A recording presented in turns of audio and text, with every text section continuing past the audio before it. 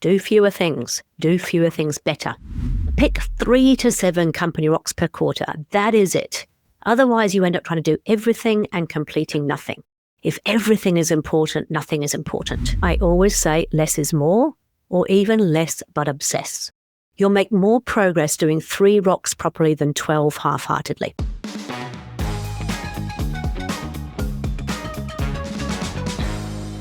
Hello and welcome to another episode of Better Business, Better Life. I'm your host, Debra Chantry-Taylor, and I'm passionate about helping entrepreneurs lead their ideal life by creating a better business. And today it is just me, there's no guest, because I want to tackle one of the biggest, hairiest frustrations I see in business everywhere, and that is rocks. This episode has been designed on the recommendation of one of my clients, Adrian, who said, you should put this into a podcast. So here you are. Now, if you've been around me for more than 5 minutes, you've heard me banging on about rocks. I bang on about them all the time. And no, I'm not talking about diamonds, although I wouldn't say no to a nice big sparkly one. I always enjoy my diamonds. I'm actually talking about the 90-day priorities that are supposed to move your business forward. The ones that take you from firefighting to truly building the future. But here's the problem. Most people don't get their rocks done. In fact, I'd go so far as to say most leadership teams set themselves up to fail right from the start. And why is that? Because they confuse rocks with boulders. They take on too many, they underestimate how much time they really have, and then they beat themselves up when, surprise, surprise, the quarter ends and those rocks are half done, shoved to the side, or quietly forgotten about. So today I want to talk to you about why most people overload themselves with rocks, the brutal reality of how much time you actually have for them, how to spot the difference between a rock, a boulder, and a pebble, the crucial difference between company, department, and individual rocks, and finally, how to write rocks that you'll actually complete, and these are our smart rocks. So if you're listening to this in your car, on a walk, or maybe hiding in the kitchen from your kids, don't worry, I'm not going to get overly academic here. This is plain English, practical, pragmatic, and hopefully a bit of fun. Because the truth is, rocks are one of the most simple concepts in business, but also one of the easiest to completely stuff up. So let us start with the brutal truth about time. Every quarter, I sit down with leadership teams and we talk about what they want to achieve in the next 90 days. That's 13 weeks in total. And almost every time I hear a laundry list, 12, 10, 15 priorities. And I have to be the bad guy. I look at them and say, be honest, are you really going to get all of that done? Or are you writing yourself a fantasy novel? Because here's the thing, most leaders massively overestimate how much time they have to actually work on the business. Let's break it down. And I've actually put a graphic in the show notes, or you can email me and ask for a copy of this. But if you think about it, most of us work 5 days a week, right? And in fact, we don't want our teams to work more than 5 days a week. And if you use the Pareto principle, the 80-20 Pareto principle, 80% of those are spent in the business working on business as usual. That's 80%. And that's keeping the doors open, that's keeping the money coming in, that's leading and managing your team, all the firefighting, the solving problems, all that stuff that we do day in, day out. One day, being 20% at best, is left for working on the business. So 32 hours a week in business as usual and 8 hours a week on rocks. So that sounds doable, right? Except it isn't, because out of that 8 hours, you've already got your level 10 meeting, maybe a same page meeting, maybe a department level 10 meeting, maybe other project meetings. And so that is usually around about 3 hours. So now you take your 8 hours, you minus your 3 hours for your meetings, and that's the best case scenario. Now you're down to 5 hours per week. And 5 hours multiplied by the 13 weeks that there is in 90 days, that's 65 hours per quarter. That's it. That's all the time you have to shift your rocks, 65 hours. So let me ask you, what can you really get done in 65 hours? Not things like change the entire culture, not launch into 3 new markets, not build a new division from scratch, not change our CRM system. 65 hours is enough to complete a defined project, make a specific improvement, move the needle in one critical area. And here's the next kicker. If you don't block that time out in your diary, it'll get swallowed up by business as usual. Every single time. So think of it like a bank account. You've got 65 hours to spend. If you don't allocate it, the world will spend it for you. Staff issues, customer dramas, emails, meetings, poof, it's all just gone. And so that's why I use the graphic you'll see in the show notes. It lays out visually 416 hours in BAU versus just 65 hours for rocks. It's a real reality check. So next time you sit down to plan your rocks, remember you're not writing a wish list. You're budgeting your time and the budget is tight. And here's where most people go wrong. They write boulders instead of rocks. A rock is a clear, defined, achievable 90-day priority. A boulder is a vague, massive, unmanageable beast that will crush you. For example, a boulder is launch into a new market, whereas a rock, it's complete customer research with 20 interviews and draft a go-to-market plan. Can you see the difference? The boulder sounds exciting, but it's impossible in 65 hours. The rock, on the other hand, is focused, it's measurable, and it's doable. So too often teams set these boulders and then wonder why they don't get them done. It's like me deciding I want to get fit, so I declare I'm going to become an Olympic athlete by the end of the quarter. Lovely in theory, sounds great, totally inspiring, but completely unrealistic. So if you've ever tried to push a boulder, you also know what happens. You strain, you sweat, and the bloody thing doesn't move. That's why I always say less is more, or even less but obsess. You'll make more progress doing 3 rocks properly than 12 half-heartedly. And as for my car lovers like myself, think of it like a pit stop. In Formula One, the team gets seconds to make critical adjustments. They don't rebuild the entire car in the pit stop. They do the essentials, they're fast, they're focused, and they're effective. That's what rocks are meant to be. They're your pit stop adjustments every 90 days. Now let's clear up another area of confusion. Company rocks versus department rocks versus individual rocks. I see this mistake all the time. A leadership team thinks company rocks means lots of individuals from all the different departments are working on the rock. And that is completely wrong. The company rocks are actually the top priorities for the whole business this quarter. It's not about who's doing them, who's involved in them. They're about what matters most. They're the levers that, if moved, will shift the entire business. Then we've got department rocks, which is where we break that down into what each function needs to do to support the company goals. So sales, finance, operations, marketing, each has their own piece of the puzzle that feeds into what the company is trying to achieve overall in its 1-year plan, its 3-year picture, and its 10-year target. And then the individual rocks are the personal commitments that each leader takes on to support both the company and their department. So let me give you an analogy. Imagine a family holiday. The company rock is we're all going to Italy in July. Adrian can relate to this. The department rocks are mum books the flights, dad sorts the accommodation, the kids research the activities, and someone organises the pet sitter. The individual rocks are each person packs their own suitcase. So if the company suddenly declares 10 holidays at once, Italy, Spain, Bali, Australia, New Zealand, well, good luck, because you're going to collapse under the weight. And that's why we say fewer is better. Less is more, less but obsess.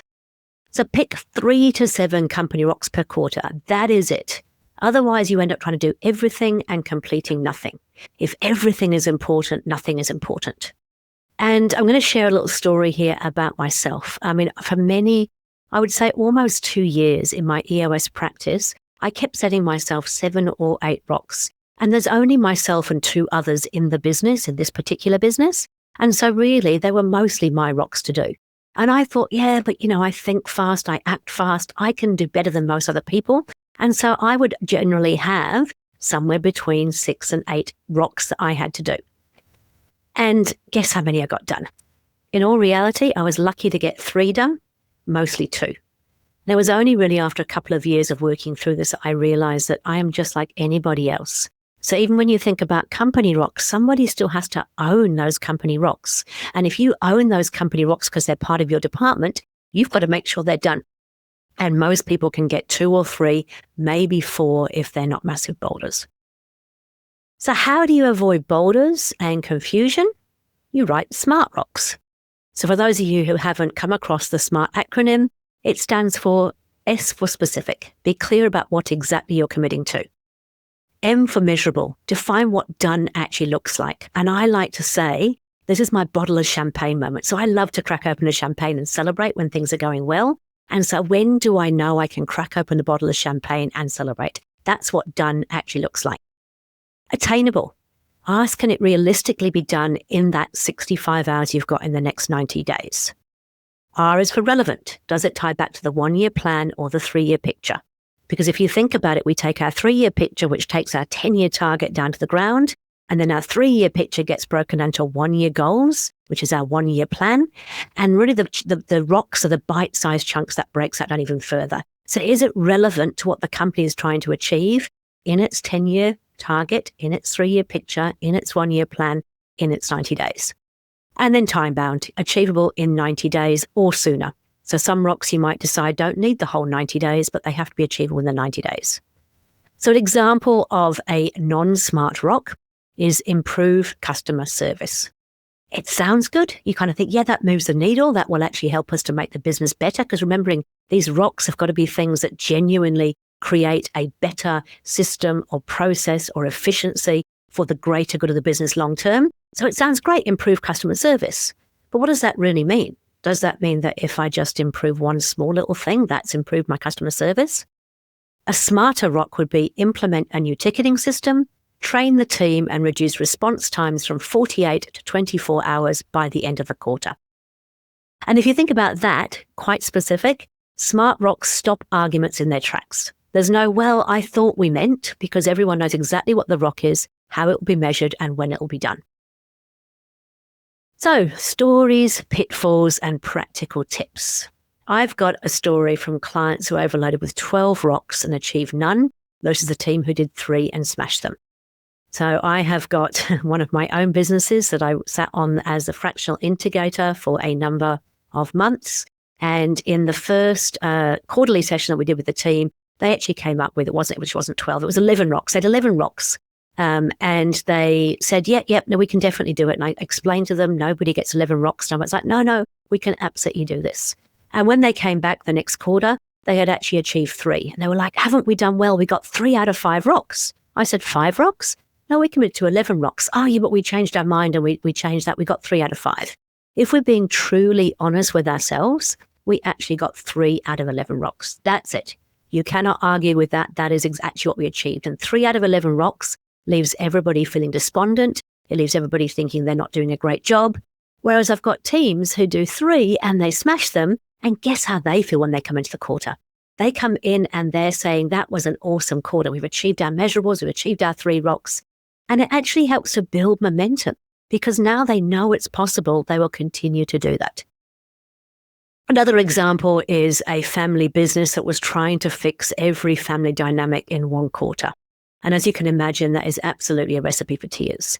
We can't solve. It's not an overnight fix. It's not like a magic silver bullet. We cannot solve all of these things in one go. And if we try to do everything, like I said, if everything is important, nothing is important.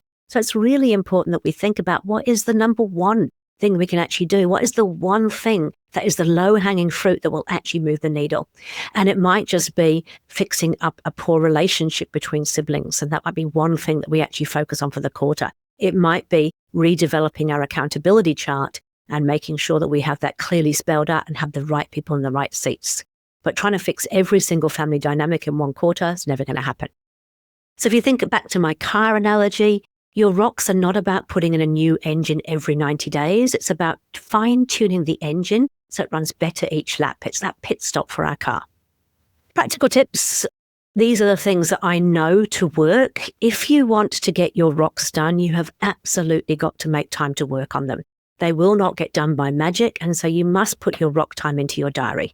And if you're talking about that 5 hours per week, best case scenario, you got to think about this. Am I going to do 1 hour every day for 5 days? Am I going to do a full day pretty much working just on that rock?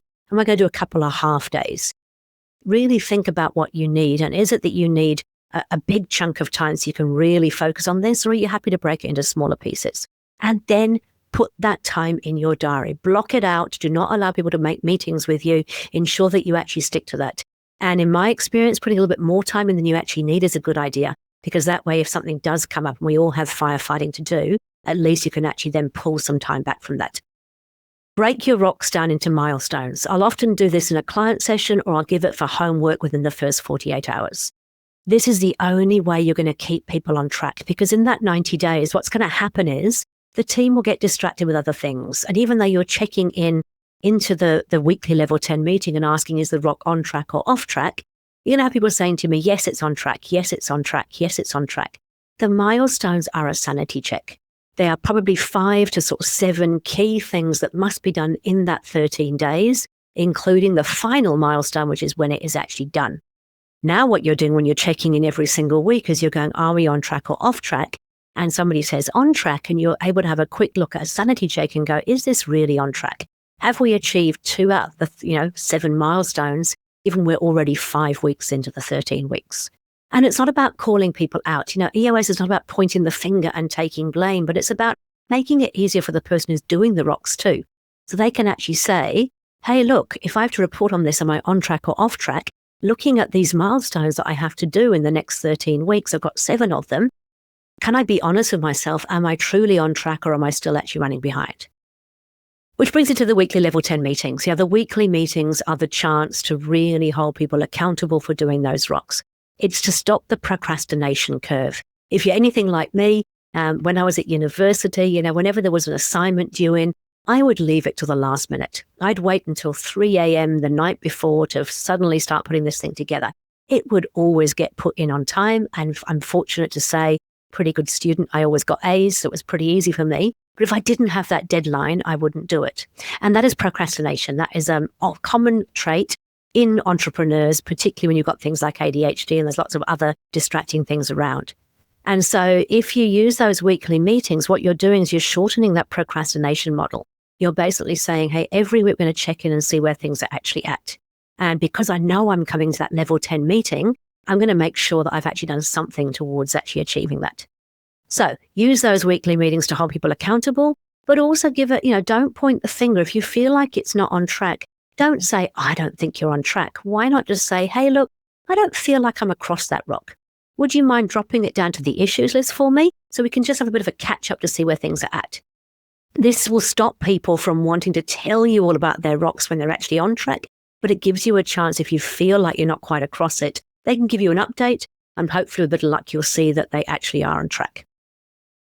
The next practical tip is be ruthless about saying no to extra rocks. As a visionary who works with visionaries, there is a tendency to want to add things to the 90 days. I know, but we're doing really well, so let's add this thing over here. I've just been to this amazing conference. We should do this. I've just listened to this amazing podcast. Debra said we should do this. And so the next thing you know, you're trying to throw these extra things in there.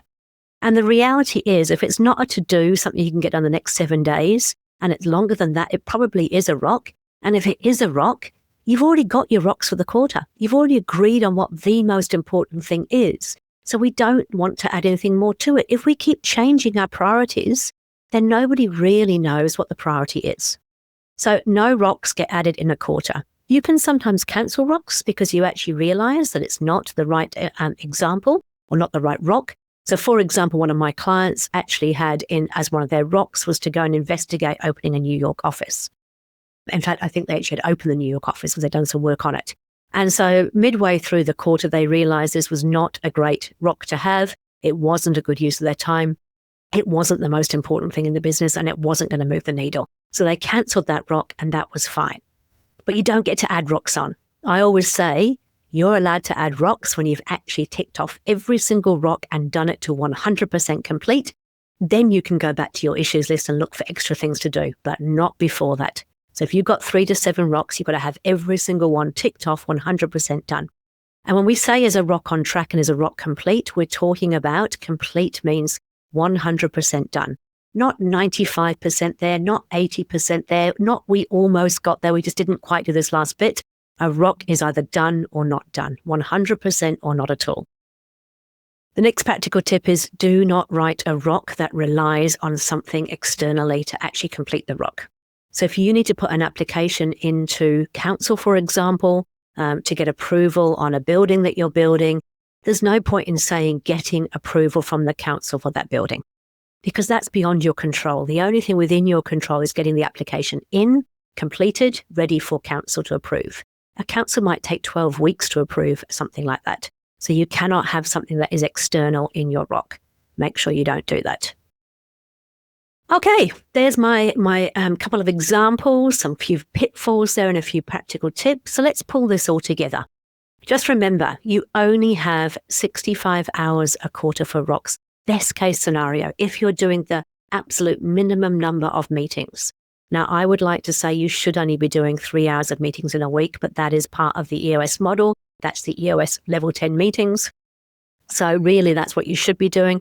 But I know for a fact that most people have other meetings, project meetings, catch-up meetings, one-on-ones, quarterly conversations. So 5 hours is best case scenario.